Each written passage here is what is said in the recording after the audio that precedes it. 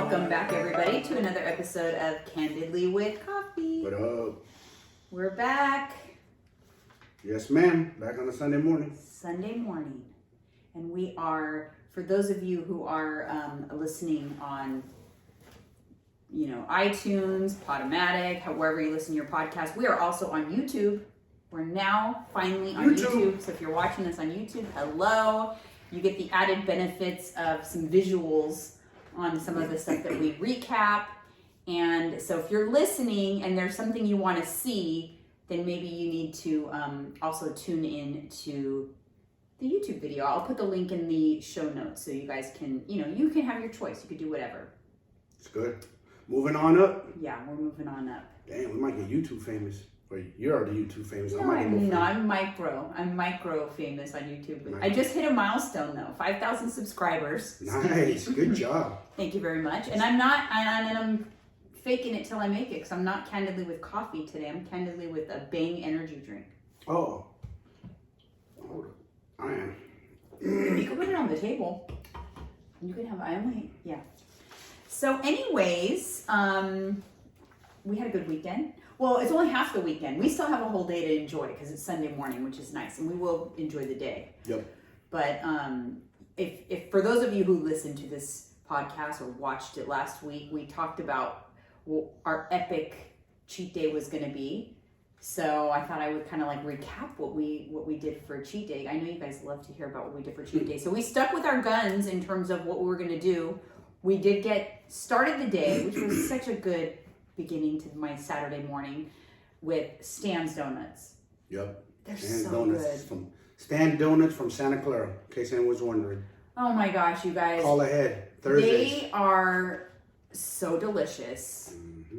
And if you're watching, you'll see these beautiful donuts, what a specimen they are up on the screen because they're like on another level. They're so doughy and delicious. And it was perfect because I had a photo shoot in the morning. And number one, sugar helps give you a pump. So it helped like give my muscles kind of like nice and pumped and like the blood flowing. Yeah. For the photo shoot. And then also, I had a photographer here and I had someone helping me. So they all got to enjoy donuts too. And they loved them. And there was hardly any left over this morning. I know, we got a dozen. We had 4 maple bars and a dozen donuts. Okay, so I'm going to be honest with what I consumed. I believe that I ate 1.5 maple bars and 2.5 donuts. That's what I ate. Okay, so it's a lot. That's about what I maybe ate. I knew I was going to go overboard on this cheat day though because not that I went overboard. I didn't binge. I was proud of myself there, but I wanted to kind of like let a little loose because I had a busy week. It was a little bit of a reward. I had a busy week. I was trying to, I did my cut. Specifically, I had this photo shoot in mind. I had a cute, like, workout outfit from Bombshell Sportswear that I wanted to wear, and I wanted to look good in it. And so I, better shout them out whoever you're wearing the stuff from. It was Bombshell Sportswear. Nice. Yeah. So I'll link it if you're watching on YouTube. I will link my outfit details because I got a lot of questions. I had 2 outfit changes.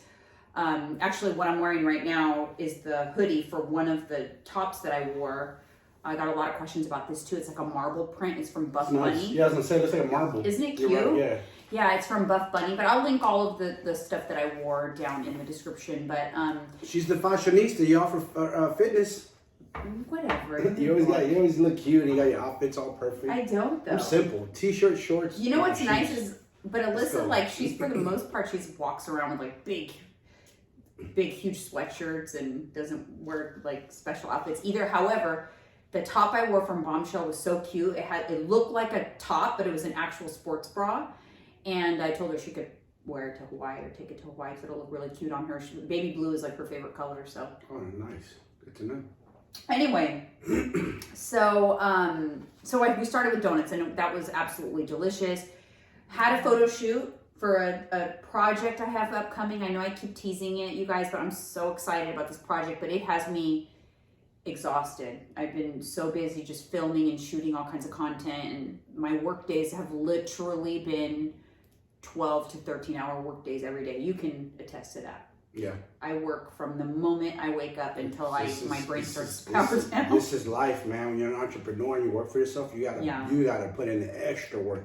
Yeah. And then some to build up your company or your business. You have to. So I did the photo shoot, and Alyssa's boyfriend, he did it for me. He did a really good job. It was so nice. Like, he's good. listen, I'm not a model by any means, and so for me, taking that layer off of having to not be shot by a stranger really helps me.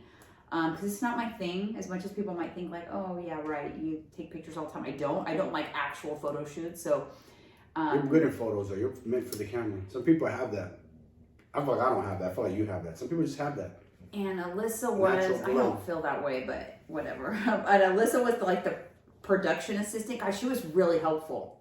I would not have been able, like, you know, little things like your hair is tweaked, or, you know, your fingers look weird, or fix your hand, or loosen your fingers. Like, so many little tips that she gave, like, that really, like, helped me get through the photo shoot. Wow. So that was cool. It's good to have a second pair of eyes. Yeah, it's just nice. You know, it takes a village when you're doing something like this. And then Lisa came over and helped me film some additional content that I was working on. So it was so helpful that, like, she came through for me, because it was something that would have to shoot by myself and set up the tripod and all that would take me like maybe 4 hours, 5 hours. She helped me do it. You have to go back and look and and do it again. And oh shoot, my arm's out of the frame or whatever. She helped me do it in half the time. So that was awesome too. So she helpful. But and that helped you a little bit too.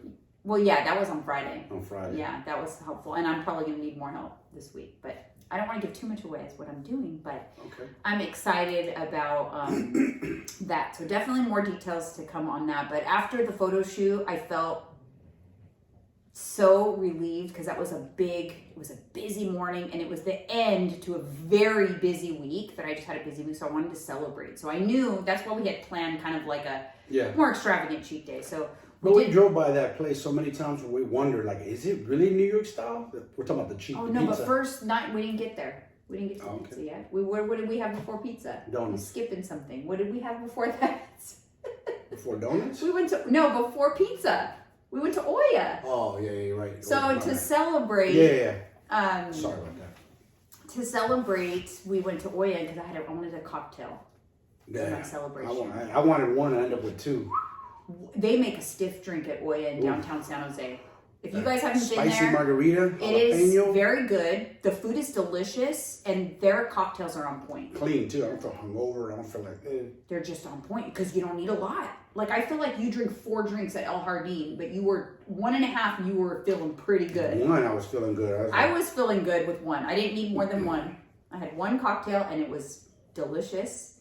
And I had fish tacos and chips and guac, and everything was just delicious. That's a good spot. We're lucky here in San Jose. We got a lot of little good eating places, you know, like downtown now. But I didn't overdo it because I knew I had pizza I had pizza on the brain, and at this point I hadn't consumed all my donuts. I was saving a maple bar for like my nighttime dessert. Well, we still left hungry out here. We're not that full. You know, 2 tacos, chips and guac is not. One serving of chips and guac at that. Yeah, we didn't refill the chip. That's not enough for me. Listen, I can eat. That is one thing you can out-eat me. This little tiny body can do is eat large volumes of food. You can out-eat me. People will probably don't believe that. Like, yeah, right. How's that possible? Your stomach is just you have a bottomless pit. So then we had the pizza spot that we were talking about last week. We did exactly what we said we were going to do. We tasted a little bit of everything. The stromboli wasn't quite up to par with our favorite stromboli place, but it was a close second. I was really impressed. Different, just kind of different, more sandwichy. Yes, more sandwichy. Less doughy, which is kind of nice. You know, the other one, the stromboli from the family that we get at DiMaggio's, they're more like traditional, I guess. Yeah. Pizza dough. And their sauce is unmatched. Yeah. I mean, just everything. That's the way they make it. So I'm not saying that but this place was, I would have it again. The stromboli, I would definitely have it again. Mm-hmm. And the pizza, 100% I'd have again. Pizza's legit. What was it called again? The place? New York? It's called Coliseum Pizza. When they said New York style. New York style. That's what we're like, yeah. And so I was like, let's see. Because we've been in New York. Let's see what it's up to. Thin, big slices, thin. We had cheese and garlic. Oh, it was legit. It was so good. But honestly, I was kind of disappointed in my performance and what I could eat. But I mean, Me too. Not that I'm just joking that I was disappointed, because I'm just saying that I didn't overstuff myself. I had a slice. It's a large slice. I had a slice of pizza, a piece of stromboli, and a piece of them. We ended up, I thought I was ordering a calzone, but I messed up and got a sandwich, a meatball sub. But it was very good. I had a nice little piece out of it. It was so delicious. It was. It was meatballs, mozzarella cheese marinara, and like a hoagie roll. Bomb. So I only had like a piece of each thing, so I tried everything. And then I went to bed with my maple bar. You did. And it was absolutely delicious. But so I had an amazing cheat day, but it was satisfying. It was good. It was a lot of food. It was more than I would normally eat when I'm, trying to like track my volume on a cheat day. But it wasn't as much as like, I don't feel like I ate as much as when we were wine tasting. I ate more that day. Oh, because I ate at the end we went crazy. 3 baskets of chips. Yeah, you went my crazy tacos, the appetizer, a huge piece of cake. I was like, babe, you're still hungry? You're eating the cake. You were kidding, man. I was tapped out. No, I ate my cake and then I started eating your cake. Yeah, I was like, you were looking at me like, what the hell's wrong with you? Anyways, that was last week. That's because I was drunk. Oh, that's right. We had after the wine tasting. Wine tasting all day and then 2 margaritas. And we had tequila after. That this time at Oyas, my celebration drink, I only had 1. And I was a little tipsy, but I just didn't overdo it. And I felt good. It was enjoyable, worth it. Like I said, every time after a cheat day, I like to look back and think, was that worth it? Yes, worth it. Yeah, for felt sure. Good. Mm-hmm. Worth it. We try not to force things. Like, remember sometimes we'd force going to fast food and it just was like, no. It's hard because I really don't. Sometimes you don't know what you want to eat on a cheat day. You're like, what are you craving? Yeah, I like to really nail what I'm craving because then it's very satisfying and I'm over it. And then I'm over it. But I like to also plan out. I like to think about it days in advance. And I know that drives you crazy sometimes. We're simple though. It's always. I'm not even thinking about it. It's always like an American, like burger and fries, or a burrito, or Mexican, or tacos, or what else? Like I'm thinking like what I want next week. I already have my brain on it. I want the La Taqueria again. The burrito? Yeah. It's not even a cheat though, honestly. It's just good. It's clean. It's so freaking good. So that's what I have next weekend's Memorial Weekend. Maybe we'll go to the city or something. Wait a minute. How you know we're going to be here? What if somebody invites us on their boat or something? Someone going to invite us on their boat? I don't know. You never know. I'll make some phone calls. I know some people. Yeah, let's do something. I know some people with boats. Oh. I just thought about that. That sounds fun. Like, let's find someone to do something. Yeah, I asked my buddy who just took his powerboat out. He said it ran good, everything, so he might want to go to Sac River next weekend. But I'll tell you what, I enjoyed the pizza, but something I've noticed a lot every time I eat pizza is I wake up with heart palpitations. Intense heart palpitations and thirst. And it's not the cheese. I think it's the sauce. It's the sodium and the sauce. They must put a ton of salt in their sauces, huh? Because when you get that, whenever you eat a lot of sodium, like in it, that's a lot more than you normally eat. So whatever you normally eat, if you're all of a sudden you double or triple your intake, there's a hormone that your body releases that tells your body like to hold water, and that's why it's almost like it pulls all the water out of your body and you retain it, and then you get extremely thirsty because it wants to. So you have to down a ton of water. Oh gosh, I woke up. So I had gone to sleep because I was exhausted. I woke up at 4 a.m. Saturday morning, so I had gone to sleep early. 8 o'clock, I was probably asleep. But I woke up, it felt like it was 4 o'clock in the morning. I looked at my phone because my house was silent. You were already asleep too. It was 10:40. I was like, what the heck? But I had heart palpitations. I was dying of thirst. And with the heart palpitations, I knew that I wasn't going to be able to fall asleep. So rather than fight it. Because your heart's racing. Yeah. It's almost like you're doing cardio in a weird way. Oh, yeah. So rather than fight it, I'm like, you know what? I'm just going to go out to the couch because I'm just going to watch a little TV or whatever. So it was like, I go out to the couch to lie down on the couch, and what do I see? On the no dog couch, mind you, Apollo's on one side and Rocky's on the other. You know how we have 2 blankets on the couch? There was one on each side. So, and they looked at me and I was like, man, they look so comfortable. I didn't want to kick them off. So I curled into a little ball to fit on the couch with the dogs. And then I put on my show, and then I could hear Charles. Charles was kind of like, I'm like, that dog, You just woke him up. I know, he's so cute. He's sitting right here. But I could hear him kind of whimpering, and I didn't want him to wake you up, so then I went and let him out. He knows. So then it was the three of us on the couch, and I slept there all night. 4 of you? What do you mean? All 4? They get up and move? No, the 3 dogs. You, It was the 3 of us. Oh, the 3 of us. The 4 of us. Yeah, Yeah. 3 dogs plus me. You're right. Shoot. It was the 4 of us. I just watched my show, and I kind of was up probably till like 2 o'clock in the morning. Then I finally fell asleep. So I didn't get much sleep last night. I didn't come out here till woke up at 5 something. That's when I noticed you were out of the bed. I was like, oh shit. I got a text message. You asked me for toilet paper. I was like, why is he texting me? Asking me for toilet paper. I'm asleep. I didn't know that. I didn't know. You thought I was I up. thought you were outside. You were up or something. Yeah. Maybe working. I thought maybe you were working or something. Knowing you, I was like, oh, she probably woke up early. She has some stuff to finish up. So I thought you were working. Yeah, well, man, this bang is good, by the way, you guys. What is it? It's purple Can guava I pear. try it? Yeah. It looks good. So good. Purple guava pear. I took kind of a caffeine break. Like I consume a lot less caffeine. Wow, this is good.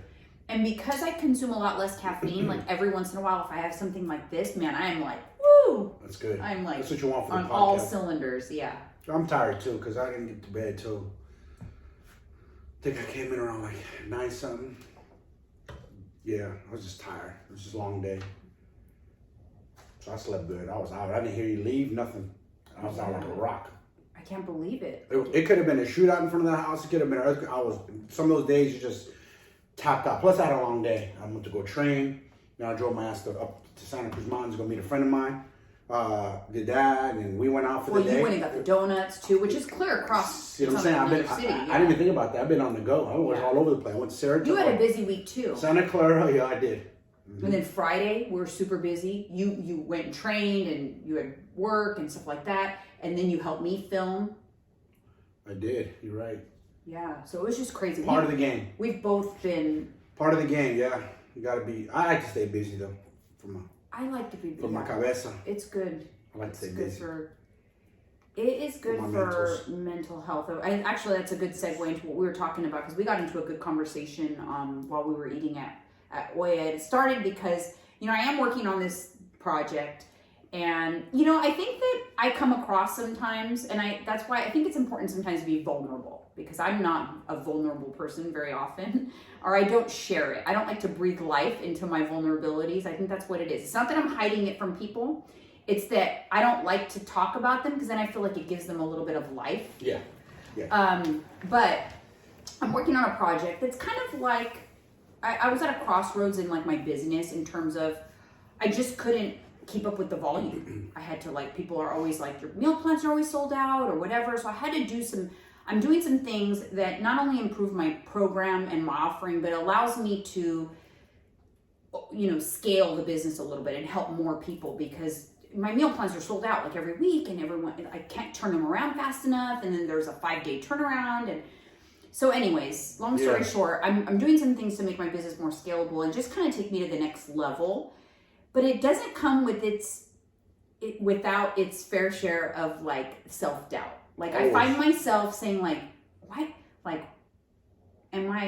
should I be trying to get to the next level? Like, who do I think I am? Like, I have these stupid like negative thoughts in my head that come in like, this is ridiculous. Like, I'm not like some Jillian Michaels. Why do I think I'm Jillian Michaels or something, right? And I find that I do this to myself. Like, every time I get to a place in my life that's like I'm about to break down another wall, I kind of like try to stop myself. It's like a self-sabotage.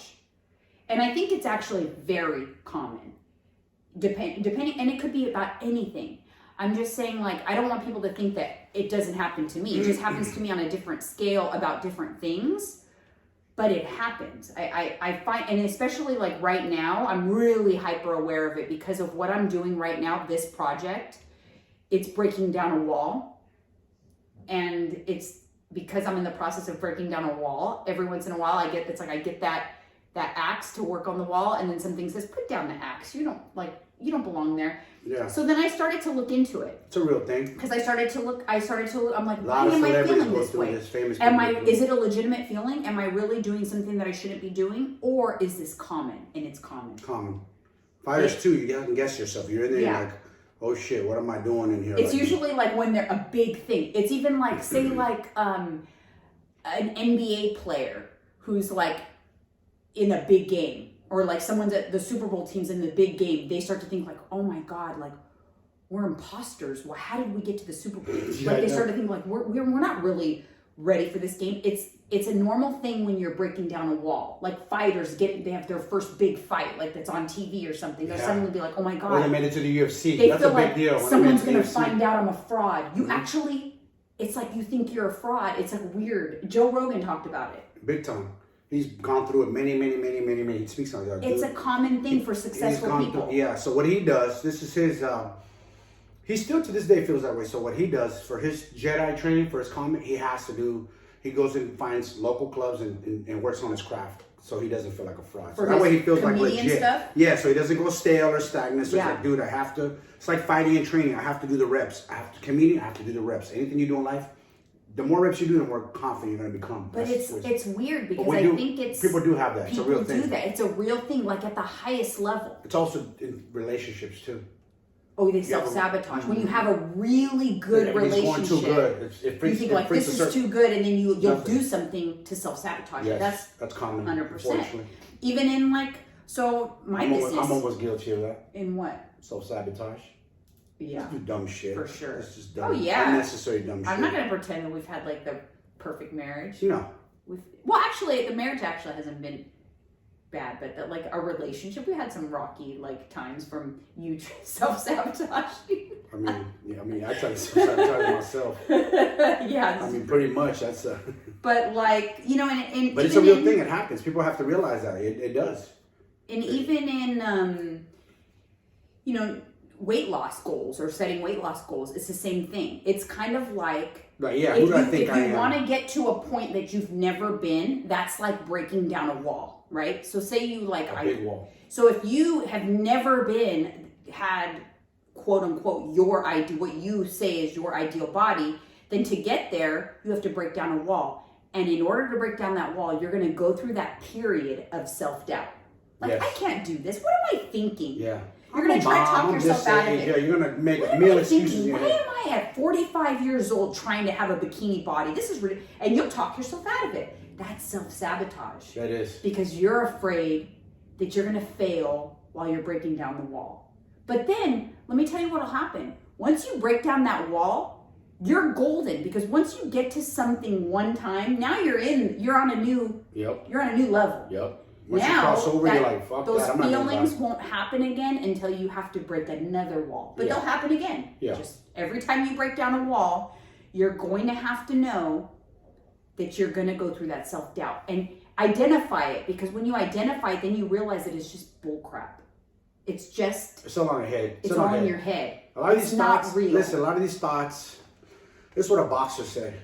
And I'll quote who the boxer is, this kid, Ryan Garcia. I think he suffers from mental health.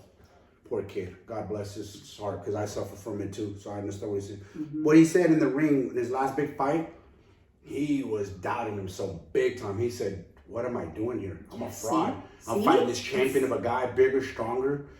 What the hell's going on? He said, hold up. Shut the F up. I put in the work, man. I'm Ryan Garcia. What the hell am I thinking? And he went out there and performed. And he got dropped in that fight. And he came back and knocked the dude out. Or dropped him with a body shot. He won. But it happens. It does. It's so crazy. Even at that level. Fighters cry, throw up. They got diarrhea. Everything. I've heard it all. Trust me. This story, everything. Fighters literally would cry. It manifests in different ways for different people. But you have to know. And I'm talking about it because I experience it. So everybody experiences it. But I'm telling you. Me too. Everybody experiences it. If you think. I bet you anything, like, even like the president of the United States, you don't think they wake up going, oh my God, I got elected as a president, like what? Like when Obama got elected, thinking like, what on earth? Like, or when Trump got elected. You almost get like these feelings like, did I get like... Yeah, this really happened? Did this really happen? I faked people out and now they think that I'm good enough to be the president? And when I think back, I've always done this. I've always had those thoughts in my head. I'm able to push them out. But it's easier to push them out if you are more in tune with when they happen and why they're happening. Then you can really have those conversations with yourself and say, this is bullcrap. So if you're trying to reach a goal or whatever, and you feel yourself saying like, I can't have that body, or I can't have that, like, it's bullcrap. I can't have that career. I can't get to this place in life. Yeah, you could. It's just fear. Yeah, you could. It's fear of failure. It's holding us back. Yep. It's fear of failure and self-sabotage as a defense mechanism so that you don't experience the failure.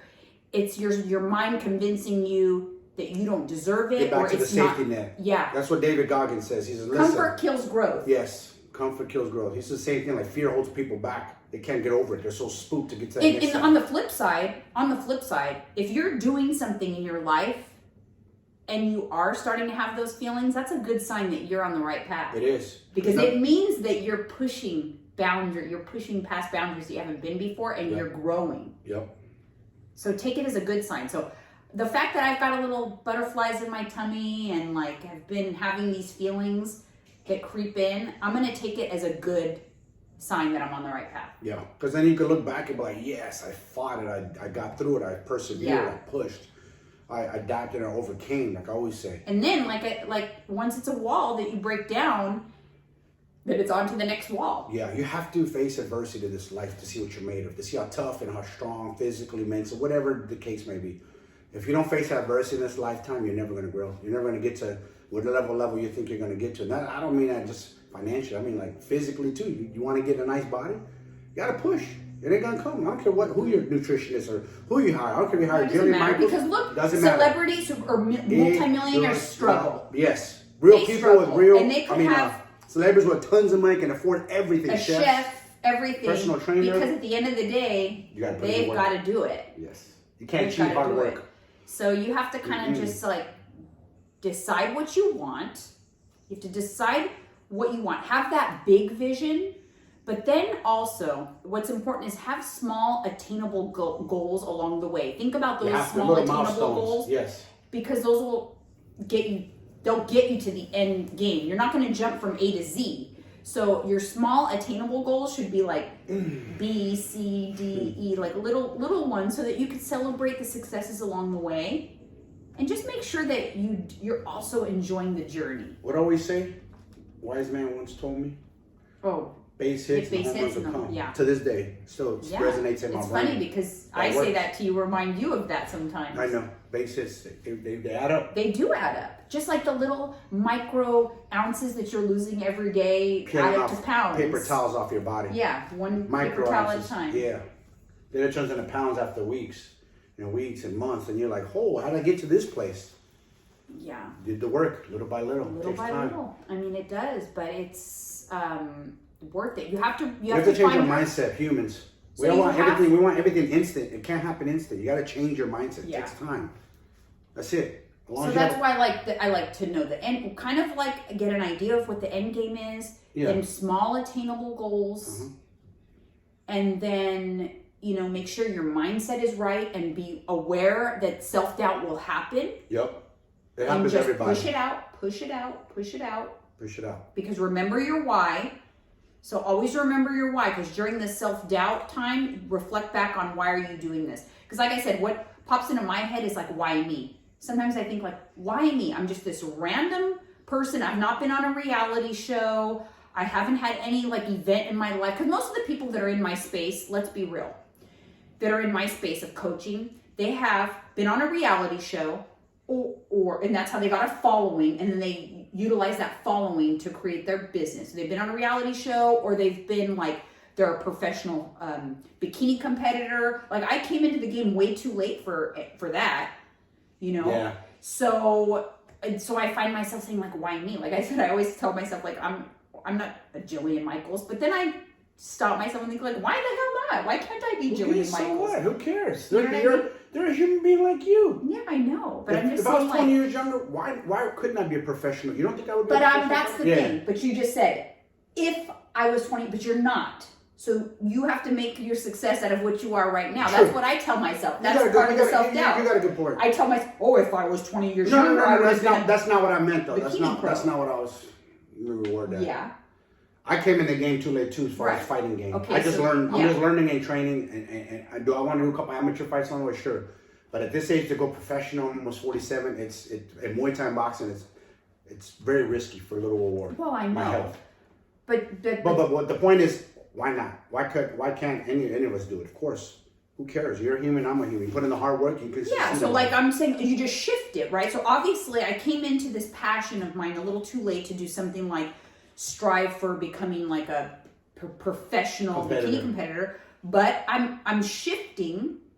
I shifted into coaching, which is fulfilling as well. Yeah. Because obviously, you know, you're helping people out, average daily people that just want to live a healthier lifestyle. I'm just saying it does come along sometimes with like that self-doubt, like of why me? Whenever I feel like I'm gonna, you know, push through certain barriers or whatever, which, you know, that's where I'm at. And I'm just sharing it because I think that sometimes I don't share my vulnerabilities because, not because I'm trying to portray myself as someone who doesn't have any problems or I'm perfect or I'm always on point. That's not what I'm trying to portray. The reason why I don't share is because, like I said, I don't like to breathe life into that stuff. Yeah. Because it gives it a life and then it manifests and becomes bigger. Mm-hmm. That's the only reason why. But it's important sometimes to take a step back and share it so people understand I feel it too. Yeah. What you're feeling, what your self-doubt or your like self-sabotage, I go through it too. Yep. And even in exactly what, you know, if you're listening to me or maybe you're my client, I've been there too with even my weight loss goals. I told myself for years and years, I'll never have a bikini body. I'll just never, I just don't, I was not genetically blessed. I'll never have a bikini body. I told this to myself in my 20s. Like, what? That's disgusting to me when I think back. Like, why on earth did I allow my mindset to believe? Why? That's ridiculous. Dumb, huh? So dumb. And then you change your mindset in your 30s. Yeah. See? 35. That was when I did the 35? No, 37. 37 is when I became a bikini competitor. Mother and had the kids, quote unquote bikini body. You stepped on stage. You at did 37. It. You did it. But let me tell you, that was a wall. 20s, you were like, hell no. If somebody told you you're going to compete one day, you're going to be up there half naked. Oh, I would have said hell no. You're like, not me. I would have said hell no. I would have bet my life on it. Never would happen. Like, I remember myself crying by myself, all by myself. I never shared it with my husband at the time, with nobody. But I was crying looking at my stretch marks. They were purple. Ooh. They were purple, and they went all the way down to my knees on the sides right here, all the way down to my knees, and they were purple, like Freddy Krueger scratched my legs, and I thought, I'm never going to wear a bathing suit. I actually said I'm never going to wear shorts again. Like, I was just devastated. So if you would have told that person, oh, really? Well, in 17 years, that's what you're going to step on stage in front of 1,000 people in a bikini. I would have thought, no way. Crazy. But you know what that was? I'll tell you what. That's a huge fear you conquered, because I wouldn't have done that. That day, when I cried about my stretch marks, which I could care less about, by the way, now. They don't bother me at all. But they're not as purple or anything now, but they don't bother me. But that wall, that was a wall I built. And every year that I had those feelings, I'll never wear a bathing suit, built a stronger and taller wall, right? And when I stepped on stage, that came across, I had the same self-doubt throughout that process, but I did it anyway. That was a wall that came crumbling down. And like I said earlier in this episode, once you break down the wall, you're done. You broke through it. Now it's the next wall. I never looked back. No, you kept going and kept your body going. I never looked back because I broke down the wall. I was on the other side. Now it's new things, new goals, new focuses. But that's the beauty of breaking down a wall. Once you break it down, you're good. Now it's just to break down the next one and the next one. And I broke down several since then in other areas of my life and different things. But that's the beauty of breaking down the wall. Yeah. It's kind of like once you learn how to ride a bike, you don't go backwards. Yeah, no, you're right. I agree with you. And you've done a lot of photo shoots since then, and you've done great. Even though you don't think you look good in photos, trust me, you do. But I'm not saying you never gain the weight back or whatever, but I'm just saying, like, once you've done it once, you know, like, you can do it. Yep. You've done it. Yeah, like, I have no fear. Like, I know if I pack on a few pounds, I get a little loose, like, I know what to do to turn it back. Because you've done, you were able to take off a lot of weight, and now you know, because you have that, you don't have that fear. You have more of control. You know what to do. Yep. Exactly. That's exactly my point. Yeah. So it's crazy. I mean, it's basically at the end of the day, when you have the self-doubt, what it is fear of failure. So like, what do you do about fear of failure? You have to think about, like, I read something on Instagram actually when I was up late last night, and it was like someone asked someone who's really successful in the space, what do you do about fear of failure? And they said, well, what you do is you think about, what is it going to take for you to succeed? What is it going to take? Figure out exactly what you would have to do in order to succeed, whatever it is that you're trying to do. And then ask yourself, are you willing to do those things? If you're willing to do those things, then you will succeed. Yep. Period. Yes. There's no... Are you going to put in the work? So if you're, as long as you're willing to do those things. If you're not willing to do those things, well then, that's a choice. Yep. That's not failure. Nope. That's a choice. Mm-hmm. So if you look at it that way, it kind of totally changes the perspective, right? Yeah. It doesn't mean everyone's going to succeed, because let's face it, a lot of people just aren't willing to do what it takes. No, they're not. They tap out. So if, like, you're telling me, like, what I'm doing right now, if, okay, to get to this end game that I'm working towards, what it takes is 12-hour work days. I had to do a cut. I had to, I'm having to step out of my comfort zone, do some things that I'm not necessarily comfortable with, working on the weekends. And that's what, am I willing to do it? Yes. So the answer is, will I succeed? Yes. Sacrifice now. Because I'm willing to do it. For success later. It'll pay off. 100%. Yeah. So I think that next time you fear failure, think about it that way. Think about, well, what will it take for you to succeed? And are you willing to do what it takes? If you are, you'll succeed. If not, you're choosing to not succeed. You're still not failing. You're just choosing not to succeed. And maybe you're choosing not to succeed right now. Maybe you're like, you know what? I'm not ready yet. Yeah. I'm not there yet. That's okay too. That is. That's okay. It's never too late to It's start not. a business, to go after something you're scared of, to change. It's never too late to have that perfect body, your ideal body, or it's not too late. And I'm not afraid to say that. I feel like for whatever reason, it's like a dirty word if you want to say that you want to achieve like a really nice body. Like that's like anti-body positivity. I'm not saying to hate the body that you're in. In fact, I say quite the opposite. In order to achieve that perfect body, you have to love your body right now, exactly how it is. You have to love it that way. Mm-hmm. You have to love it now, or it's not going to work for you. Yeah. And you got to chisel it. That's what you're doing, is when you do want that body, that your dream body, bikini, whatever body you want, you got to work at it, man. You got to chip away at it. Whatever body you're in now, that's okay. Embrace it, love it, but chip away at it. It'll look better. I've been there. We've both been there. I was damn near 250. My body looks disgusting. You've been there. I've been there. So that's why I was younger. I'm happy that I've been there. I'm so happy. It is. It's good to look back like, damn, I faced it. Because what if I'd never been there, and then it hits me in my 50s, and I don't know what to do to turn around. Then it's a wall that you're gonna have to. Then I have my health to worry about. I have high blood pressure in my family, diabetes. Then now, yeah. So. But if I wouldn't have been there, I would have never found my passion to do what I'm doing. Because like you said today when we were walking,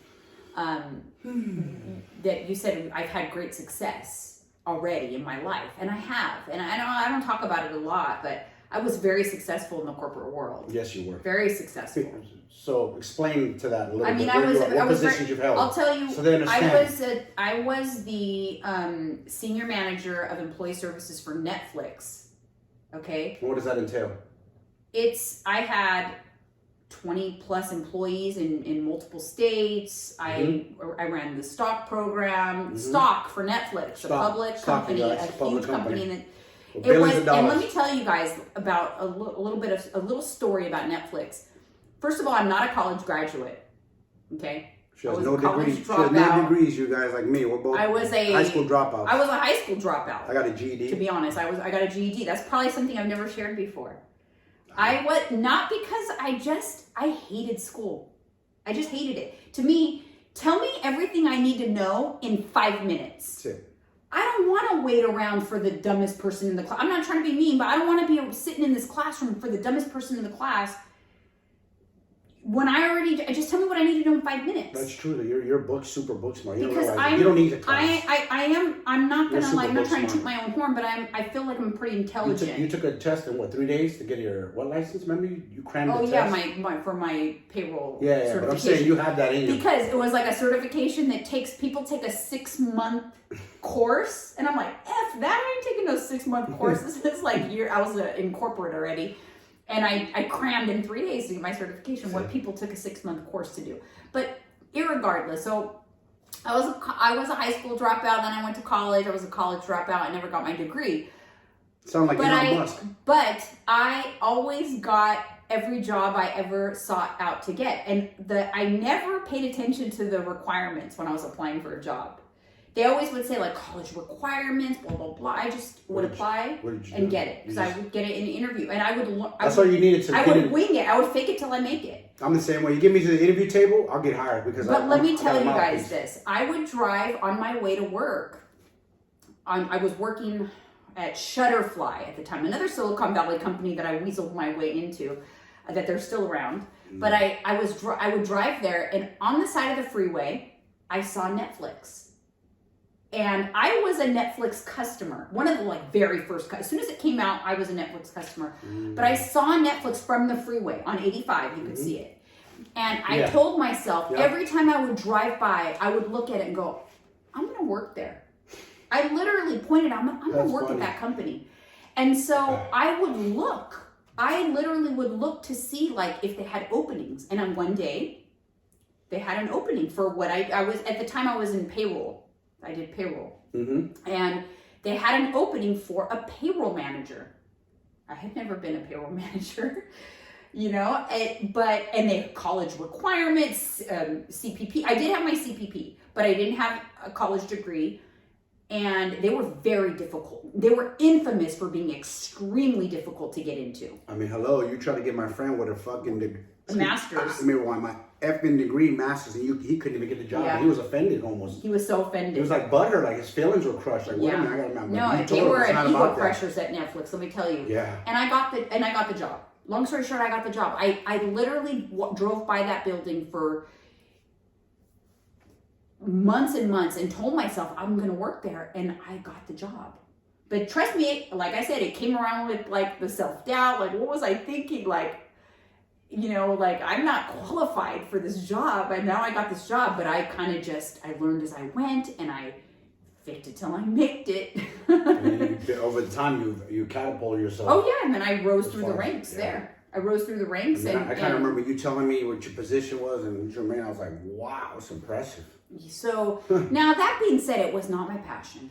Okay, I did not love it. That's true. You didn't. I didn't love it. You got out of there. You did just enough. Yeah, I didn't. I didn't go above and beyond. Like I said, I could have. I just wasn't my passion. I much more love what I do today. But what I'm saying is, it was the same thing. I set my sights on it, and I stopped at nothing until I achieved it.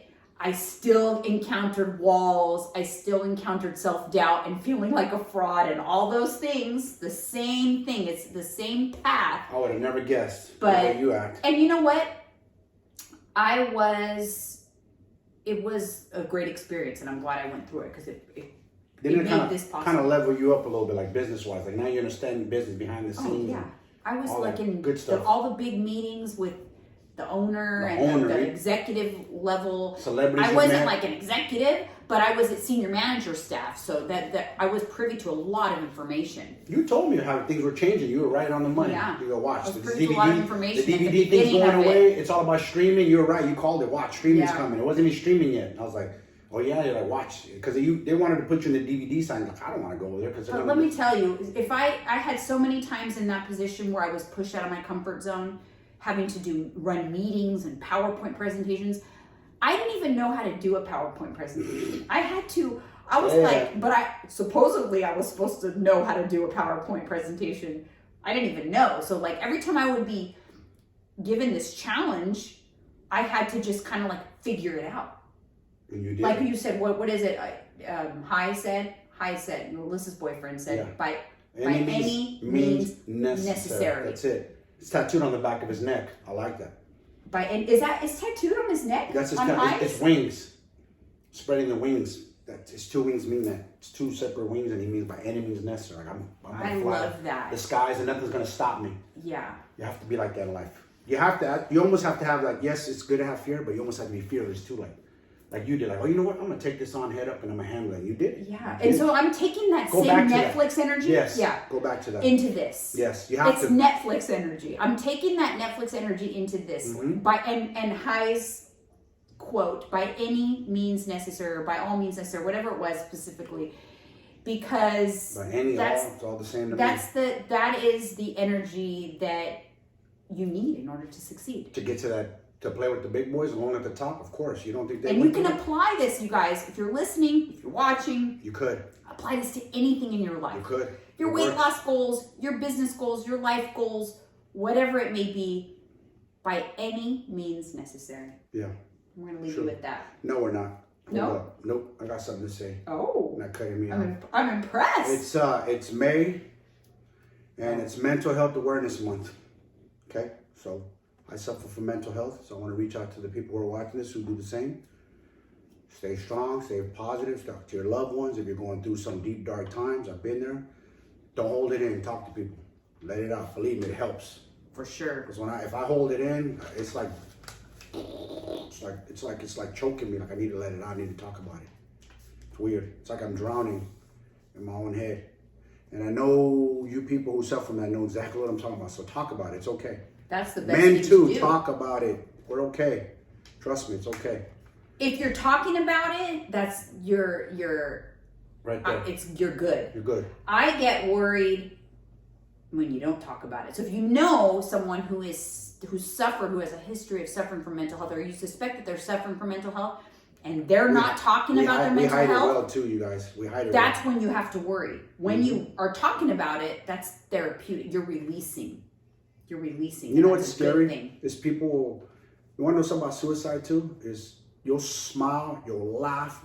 The night before, we'll have a party, and the next day, that person you know that you thought were perfectly okay, gone. Like me, I faked it. I faked you out a little bit. You were on to me, but I was trying to fake you out. I know. And for those of you who are a new listener, I'm going to try to. What I'm going to do is link the episode so you guys know what we're talking about. I will link it in the description. I will link it in the show notes so you can go back and listen to the episode where we kind of go over everything and your whole experience, because it's a good one. And it kind of just goes into everything in detail. But I'm a survivor. I'm lucky. A lot of people are not though. So I get to tell my story, and hopefully it help somebody out along the way. That's what I feel like. Like at least I'm here still to like hopefully help another human being out. I'm sure you already have. You know. For one, we talked about it on the podcast a few times, the full story, and for two, you tell so many people. Yeah. And I'm not ashamed no more. Or I don't feel any type of way. It's just you shouldn't be I ashamed. went through it, and it's in my DNA. Unfortunately, I have another family. I don't want to put them on black. Put that person on. They suffer from it too. So. It's definitely a real thing. It ain't no pretend thing. We get it from our mother. Her mother suffered from it heavily. She's also a suicide survivor, was. She's no longer here, but she was too. So it's in our DNA, and it's good that I'm aware of it now, that I know, like, okay, so when those thoughts creep in, I got to talk about it or do something or go hit the bag, something, whatever it takes. Yeah, you do some sort of, because for many years, that's one thing you were so anti. You actually were so negative towards people who claimed they had mental health. You just were like, that's bull crap, da-da-da, you can be strong. But you were very, like, non-sensitive to Stupid. But that's common, though. Sometimes it's hard to understand when you haven't been in those shoes or experienced it. So I've experienced it, because not we've personally, always been told to stay strong, especially men. Especially men. And then this is the thing, and listen, don't cry me a river. I'm not trying to do that, but a lot of pressure on men. You gotta feed the family, pay the mortgage, do this, do that. This day and age is a lot of pressure. We crack. Men do one or two things. They either commit suicide or they commit suicide and they kill their spouse along the way. They snap. Murder, suicide is common. Happens hey, a lot. Listen, I watch Dateline, and a lot of it's always like that. When the husband snaps. And it always let the record show, I've never been physically nothing towards you. I did my thing away from you and not to harm you. So. Oh, yeah, no, I'm good. You know what I'm saying? Like some men it's snap. Not me. Men snap, and there's a lot of pressure. Like I said, I'm not trying to be like, oh, cry me a river, feel something. I'm just saying that when men feel pressure and they can't take it anymore, they burst, and this happens a lot. What do you always say? Pressure bursts. And guess who the suicide rate's the highest amongst men? Men in their like they call it midlife crisis, but That's me. that's really what it is. It's What like was it, 2 years it's ago? basically 44? and it because you could already have like predisposed to mental health issues, and then you have like a decline in testosterone. We don't know that. See, That's what it's called, a midlife crisis. But really, it's kind of like how women go into like menopause and like a depression and stuff. A lot of times comes with that, with the drop in estrogen. Yep. With men, it's a decline in testosterone, and then if you are already having issues with mental health, it's like a recipe for disaster. and then you add fucking prescription pills to that. Whew. Yeah, and then you add in like it's just then you a match in the fire, like a financial thing or something in business or something in your relationship, and it's just like the final match that lights the gasoline. That's it. And that's all it takes sometimes. Yep. And sometimes people don't understand that. It's not like you make a decision, you wake up one day, I'm gonna just take my life. It's a lot of steps along the way that's happening. Yeah, and usually the thing that sets you over the edge is little. It's a little thing that sets you over the edge. That's why people get so confused when someone, takes their own life or attempts to take their own life. Because a lot of times it can be fixed. They get confused, like, I don't understand. They just lost their job, but they could get another job or something like that. But it's not that they're not committing suicide because they lost their job. No. It's because that was the match that lit the flame that the gasoline has been dripping for a long time, and now it's like a barrel of gasoline in the match. And boom, it's over. Yeah, that's pretty much. You pretty much explained my situation in a nutshell, kind of. Yeah, so I'll definitely link that episode because you guys, it's if you haven't been a long time listener, then you might have missed it, and it's a good one about mental health and stuff like that. And it is Mental Health Awareness Month, so we wanted to make sure. And I'm tired of the media and the world, COVID. Like, yo, hey man. Because of this whole COVID and lockdown, you actually sent a lot of people to their early graves. People committed suicide last year. I don't even want to look at the numbers. Instead of leaving gyms open in places to frequent with your friends and talk, you lock us all down. Well, I know that's why I think that now that the COVID thing is kind of like on its tail end. Yeah. Now it's going to. Now you want to talk about us, mental health. Well, it's and more because stuff. It's going to be all of the. It's going to be a lot of fallout. Yes, the fallout from everything over the past year. We haven't seen it yet. No, it's coming, unfortunately. It's all of the damage, the financial hardship. Yes. Even on a trivial basis, all the people that gained a bunch of weight. Yep.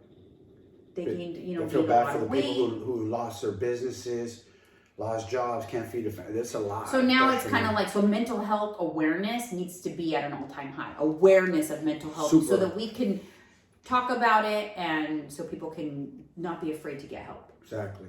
So I'm going to also put in the show notes and in the description box the suicide prevention hotline. That's a good idea. Because talking about it really it's more than half the battle. Letting it out, even if it's not, you don't want to do it to someone that you know. Call the suicide prevention hotline. I oftentimes think that like if that number would have flashed up on the screen enough times at night watching TV or something, if maybe you would have been inclined to call it.